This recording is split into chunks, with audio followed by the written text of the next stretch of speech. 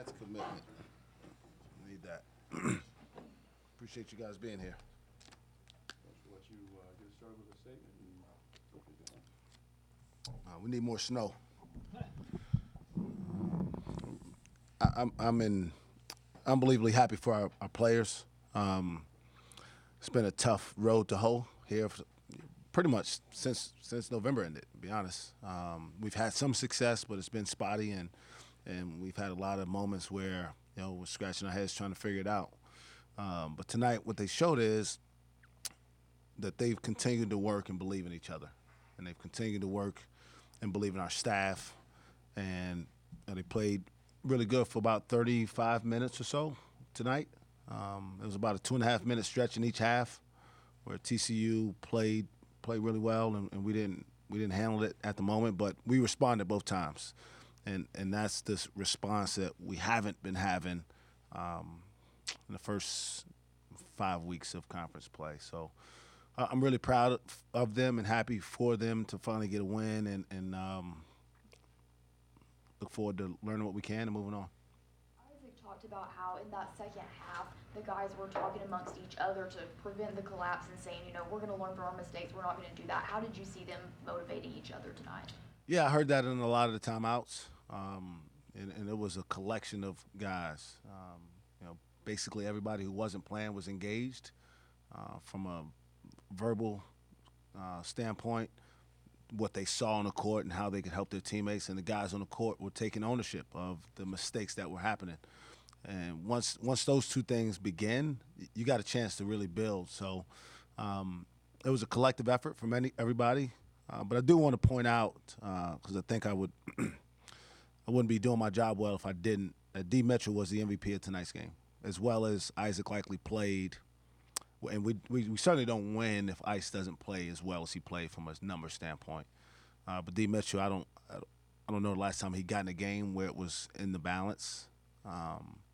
And the way he defended, and then the way he was able to just keep things calm for us on the offensive end with all the other things going on our team.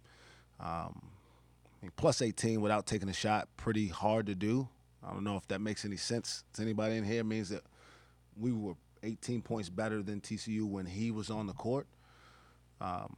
For a guy to not take a shot and have that type of number is pretty unusual. But it goes to his character. A kid who's truly committed to what we believe in. He doesn't know for sure when he's going to play. That's a really hard situation to be in as a player. I've been there. And for him to be committed to making sure he's always ready, I'm really, really proud that he's one of us.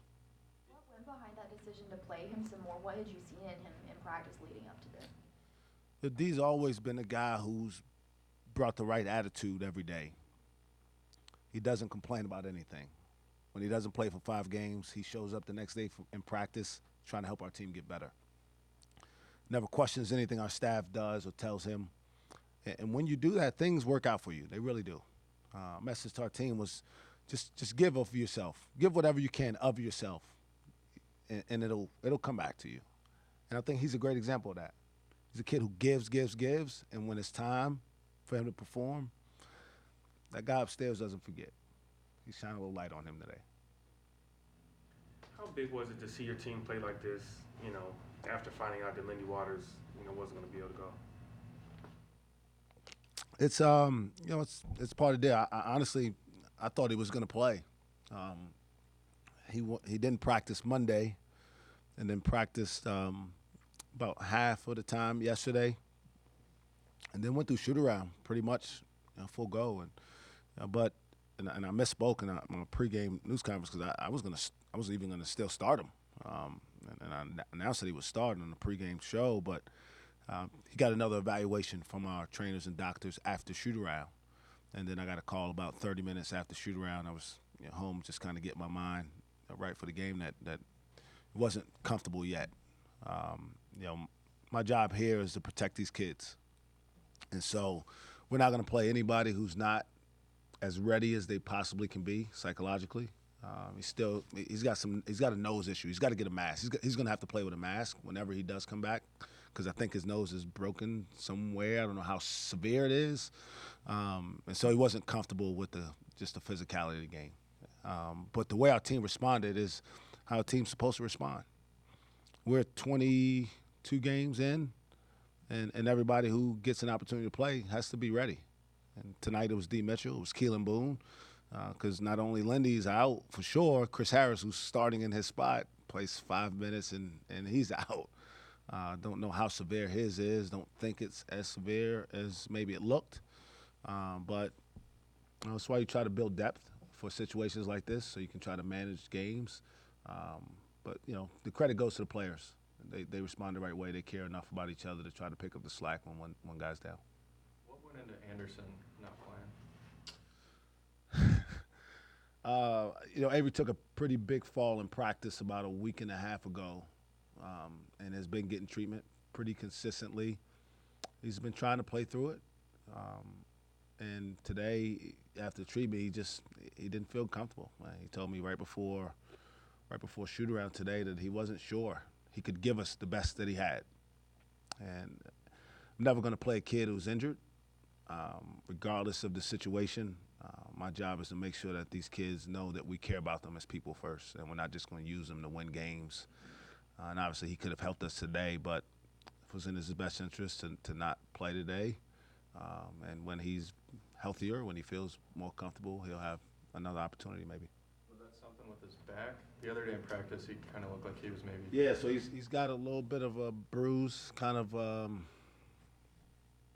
think it's on his butt, to be honest. I mean, but it's close to. It's not anything structurally, but it's sore.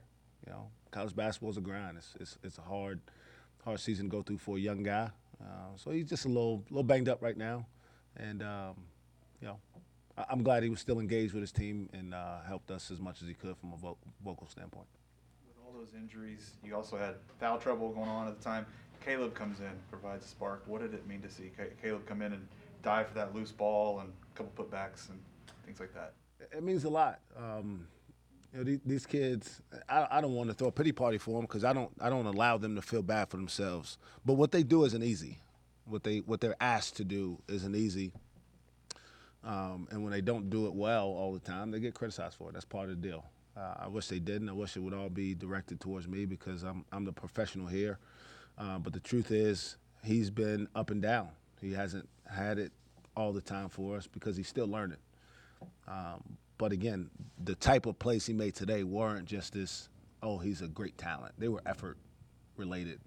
The second chance points, diving on a loose ball. Just goes to show you that he hasn't given up on us and on his teammates, on the seniors specifically. He hasn't given up on our staff and our program, and it's on us to continue to help him. Our job here is to educate, and you got to teach them when they're not doing well, just as much as you love on them when they are. So I was proud that he was able to play the game the right way, considering he hasn't been playing great, and that's a big sign of maybe he's starting to mature. But you never take it for granted that they got it figured out. Tomorrow, I have to make sure that he understands. You have to practice well in order to have success in the game. Did you feel like that was one of those turning points right there? It was right in the midst of that 19-2 run, kind of put TCU on its heels. For the game today? Yeah. It could have been. Yeah, it was a big play. It got us possession. I can't remember the outcome of the next time we had the ball. I think we scored. Yeah.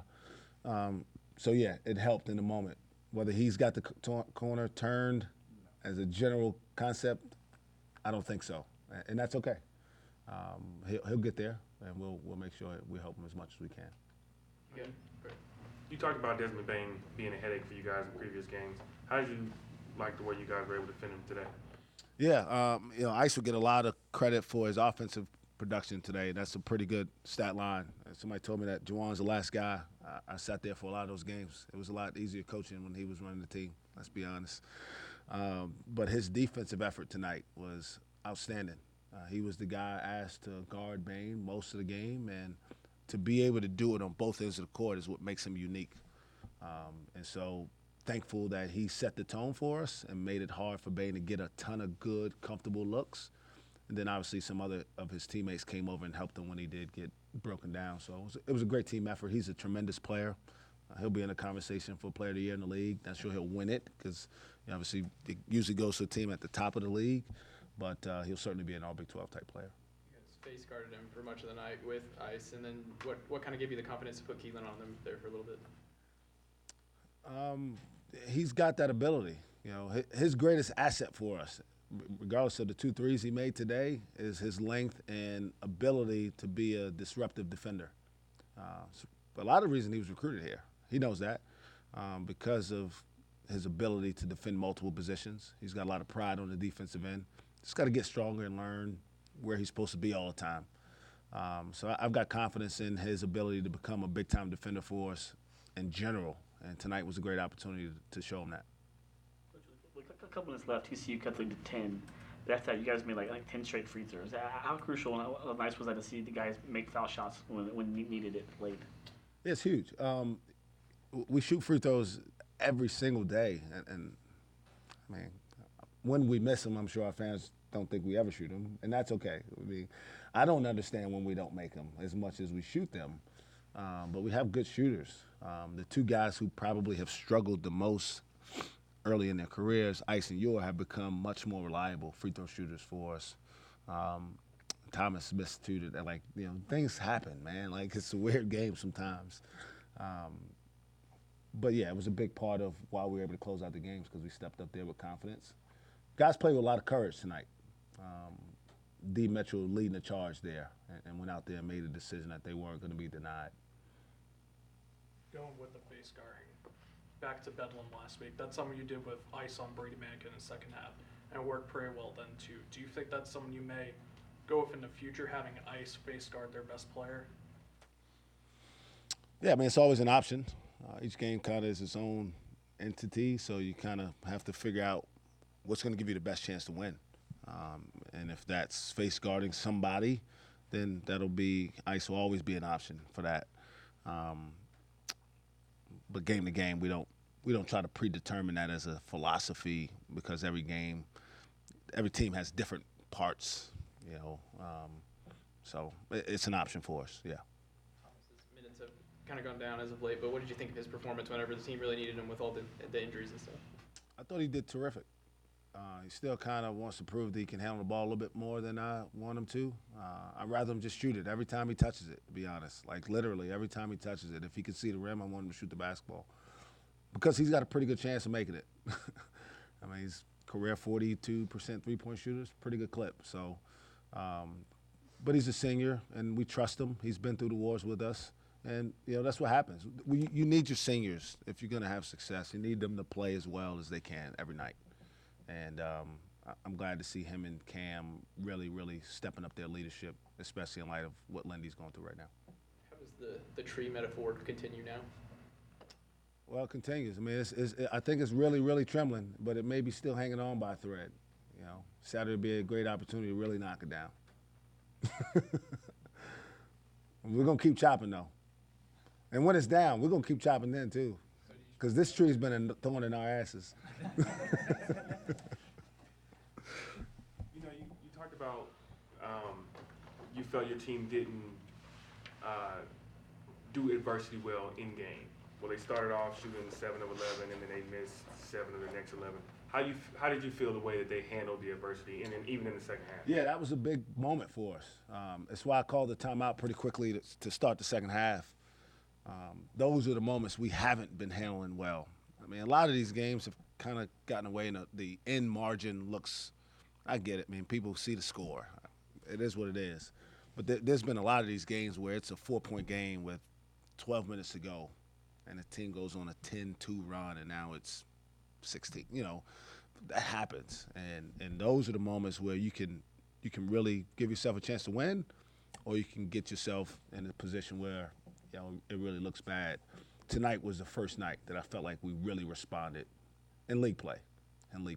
We played at Tech. We were down 6 at halftime and scored the first basket of the second half, and we're down 4. And the final score is 35. But it wasn't like an onslaught. It was just it was the 10-0 run. It was 3 turnovers in a row. It's little moments in the game with, you know, it's part of the game. We just have to deal with it game by game, and hopefully tonight's an opportunity that we can always reflect back on and say, yes, we can. We've done it. We can do it again. What are you guys taking to Baylor? Obviously, you have a little bit of momentum now. You almost had them here at NGIA. What do you guys take into that game? They're the number one team in the country on the road, right? What else do you need? If you can't get yourself ready for that one, I mean, we only have one win in the league. If we still want to accomplish something, we can't get too excited about what happened tonight, right? We got to keep chopping at this tree. So tomorrow, show up with a great attitude, work hard, try to put a game plan together for the next 2 days, work out as well as we can, get all the questions answered from the players that they may have. And then on Saturday, when the ball goes up, you got to play with some courage. You got to go out there and believe that you've worked hard enough to earn an opportunity to have success on game day. Anything else? Thanks, everyone. Thanks, guys. Thank you.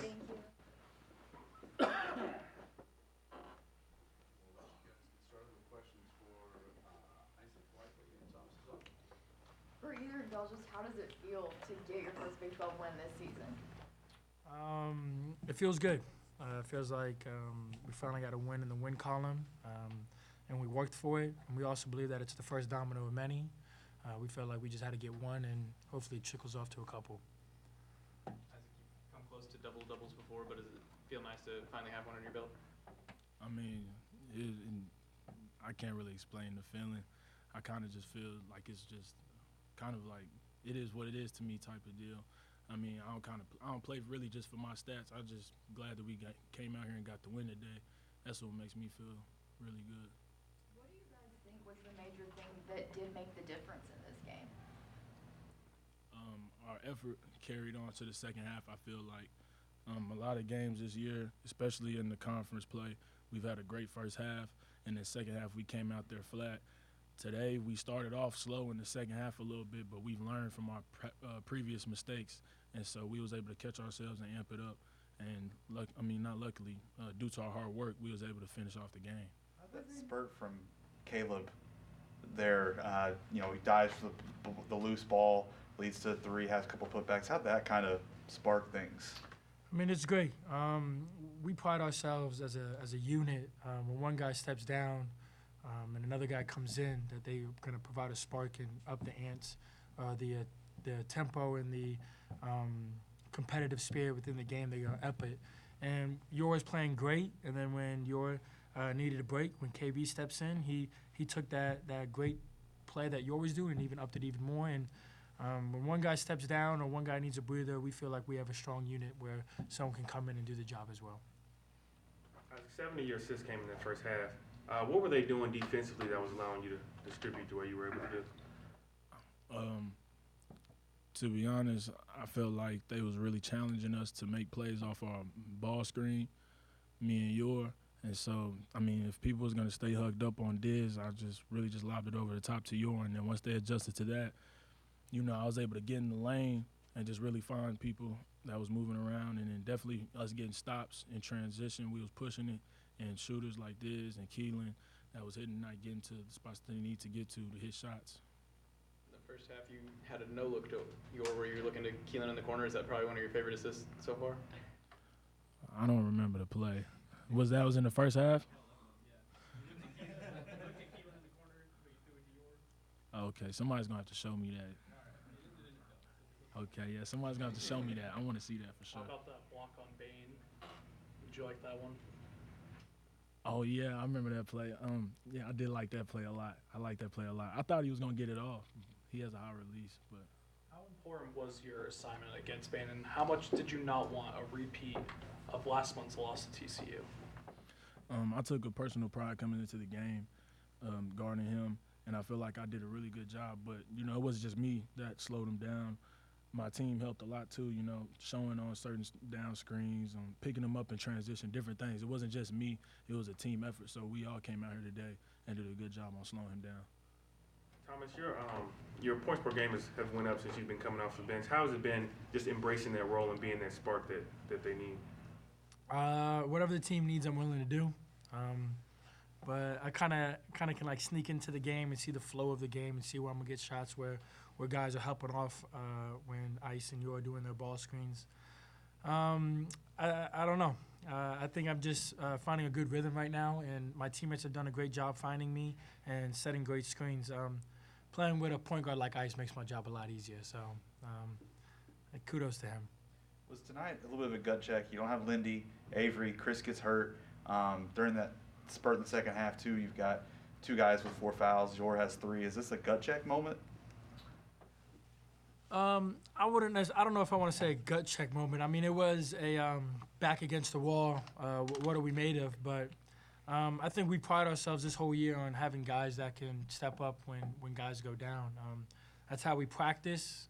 Everybody competes, and you could just see that. I mean, our walker on D Mitchell had the highest plus minus, and he guards me almost. He guards Ice and I almost every day, and he's a great defender. Didn't take any shots, and guys just embody their roles. So when guys step up, that's what we need them to do. And I guess it was D and Keelan and KB. It was their night to step up. Did Keelan separate his shoulder? Is that kind of what happened there? Came back in and hit a 3-pointer, didn't he? I have no idea. He's fine. He's fine. Hey, don't tell him that he hurt himself. He's fine. He's fine. Isaac, you mentioned how in the second half y'all stopped yourselves from collapsing. Was there any certain moment where you noticed the guys or just everyone kind of getting it together, or what do you think really made that happen? I mean, I believe they came out, they hit a 3-pointer, got an offensive rebound, and had a dunk and cut it down to 3, I think. And then, Coach Boynton, he called a timeout, and while the staff was talking, the players was talking amongst each other, and we was just like, we've been here before, we've made those mistakes. Let's learn from it right here, right now. It's going to define pretty much. Felt like this game was really on our season, how it could go, and we just took it to heart and came out here and we learned from our mistakes and was able to get the win. Thomas, what was the energy like in the locker room after, and what was Coach Boynton's message like to you all? After the game or at halftime? After the game? It was positive. We have a positive demeanor about ourselves, win or lose. And we're, as a team and as Coach Mike has preached to us, we're all process-driven. We're not result-driven.